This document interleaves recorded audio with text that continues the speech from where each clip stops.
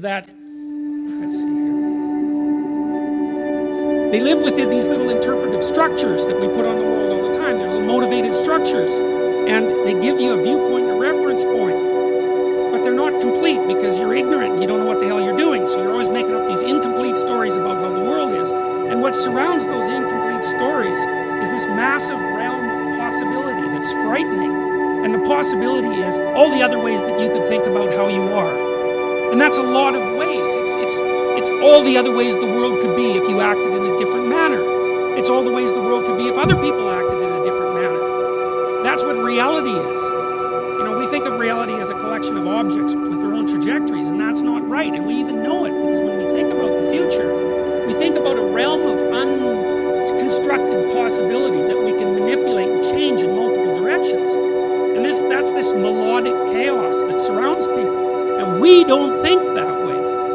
But we act that way. Because everybody knows that the future's in front of them, that they can move in it one way or another, and that things are malleable to an infinite degree. That's why you're all interested in Buddhism. Reality is an illusion.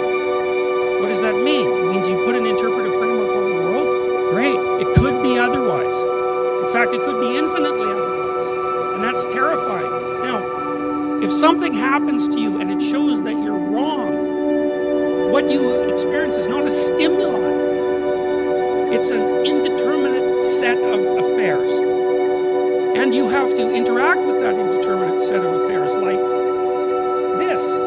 You have to interact with that indeterminate set of affairs to extract from it you and the world. Right? Because the way that you make you and the world is by encountering things that you don't understand that could be a whole bunch of different ways, and by making them into the way that you want them to be. At the same time you're doing that, you're building up your own strength and capacity. It's always been that way, but we don't think of things that way. And the worst thing that you can possibly do, and the thing that will doom you and the people around you to psychopathology, is to not do it. And that's not an act of commission.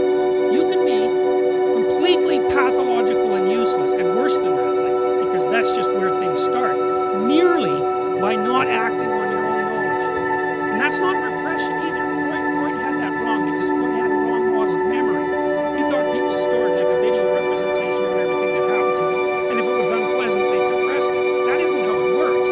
If something really unpleasant happens to you, you don't know what happened. You have no idea what happened. It's not nameable. Because if it's really terrible, it's so far outside your domain of experience that you can't make sense of it. Your underlying biological systems say, oh my God, something completely otherworldly just occurred.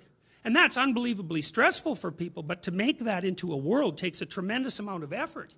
And the way people deceive themselves, most particularly, is they leave what they know they're ignorant about unexamined. And this is very complicated because, you see, imagine this. Imagine you're trying to understand the nature of the category of the things that you don't understand. It's a very weird category, right? And you can think about that as potential. That's one way of looking at it, or it is chaos. There's all sorts of things that happen to you that you do not understand. Okay, I want